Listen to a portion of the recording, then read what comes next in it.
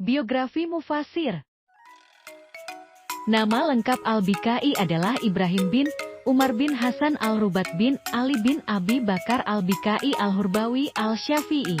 Nama kunyahnya adalah Abu Al-Hasan dan lakapnya adalah Burhan Al-Din. Ia lahir pada tahun 809 Hijriah 1406 Masehi di desa Hurbah Rauhan, masih kawasan Al-Bika. Ayahnya bernama Ibrahim bin Umar. Ia wafat saat Al-Bikai berusia 12 tahun, 821 Hijriah. Sementara ibunya bernama Fatimah binti Ali bin Muhammad Al-Sulami. Sepeninggal suaminya, ia membawa Al-Bikai menuju Damaskus untuk memulai hidup baru yang lebih baik. Ia wafat di Damaskus pada 827 Hijriah. Damaskus saat itu di bawah pemerintahan dinasti Mamalik, lebih tepatnya Mamluk Burji, 783-923 Hijriah. Dinasti penyelamat peradaban umat Islam dari kehancuran, baik akibat dari perang salib maupun serangan bangsa Tatar. Setidaknya dengan adanya beberapa nama seperti Ibnu Taimiyah, Jalal al-Din al-Suyuti, Ibnu Kalikan, Ibnu Khaldun, Ibnu Tagribirdi, Nasir al-Din al-Tusi, Al-Faras al-Ghibni, dan Ibnu Hajar al-Asqalani, membuktikan bahwa semangat memproduksi ilmu, baik ilmu agama maupun sains, ada pada era dinasti tersebut. Kondisi yang demikian berpengaruh besar terhadap pembentukan karakter keilmuan Al-Bikai. Deskripsi Kitab Nazm Al-Durar. Dalam kitab tafsir Nazmu Al-Durar fi Tanasub Al-Ayat wa Al-Suwar, Burhanuddin Ibrahim Al-Bikai dalam membahas keserasian antara ayat dan surah dalam Al-Quran. Ada beberapa keserasian yang dapat disimpulkan. Beberapa keserasian antara lain meliputi keserasian antara kata demi kata dalam satu ayat, keserasian antara kandungan satu ayat dan penutup ayat, keserasian antara satu ayat dan ayat sebelumnya, keserasian antara awal uraian satu surah dan akhir uraiannya, keserasian antara akhir uraian satu surah dengan uraian surah berikutnya, keserasian antara tema sentral setiap surah dan nama surah tersebut, keserasian antara satu surah dan surah sebelumnya.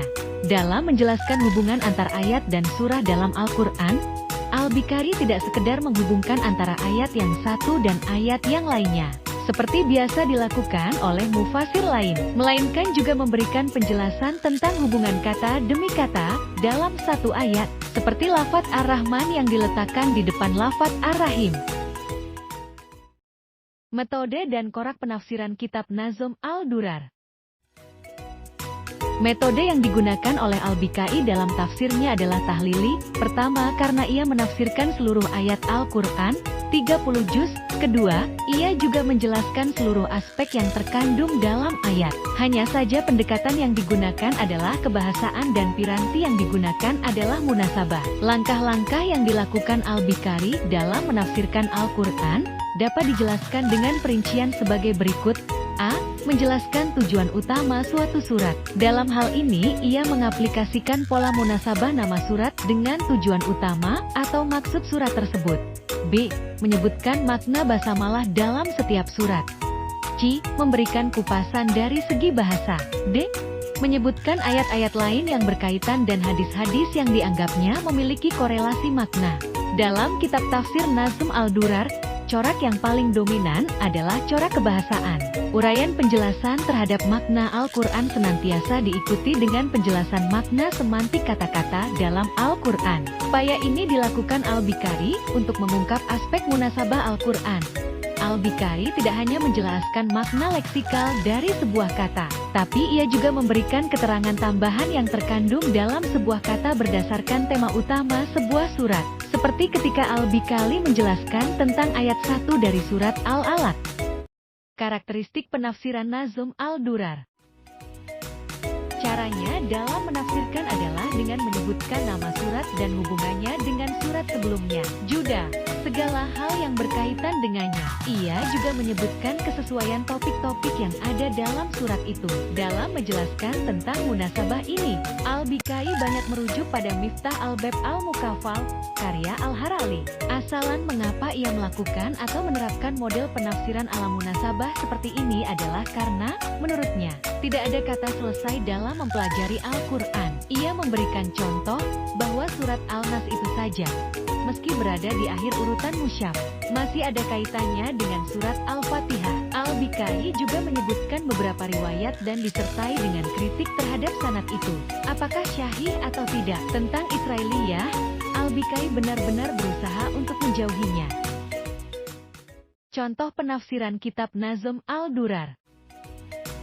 A. Tafsir Al-Quran dengan Al-Quran. Dalam menafsirkan ayat Al-Quran, Al-Bikai menggunakan ayat lain untuk menafsirkannya. Sebagaimana dalam QS Al-Fatihah ayat 4, Al-Bikai menginterpretasikan kalimat Yaum Al-Din, bagian dari surat Al-Fatihah ayat keempat, dengan bagian ayat dalam QS Al-Araf ayat 95. A. Al-Quran ditafsirkan dengan hadis. Dalam menafsirkan ayat Al-Quran, Al-Bikai menggunakan hadis untuk menafsirkannya. Sebagaimana dalam CS Al-Baqarah ayat 86, dalam menafsirkan term walahum yunsarun, bagian ayat ke-86 dari surat Al-Baqarah, Al-Bikai menggunakan hadis. A. Menafsirkan Al-Quran dengan kiroati. Contoh sumber penafsiran ini dapat dilihat saat Al-Bikai menafsirkan QS Al-Baqarah ayat 10. Dari penafsiran tersebut diketahui, menurut Al-Bikai lafal bisa dibaca dua bentuk. Pertama dibaca yazibun.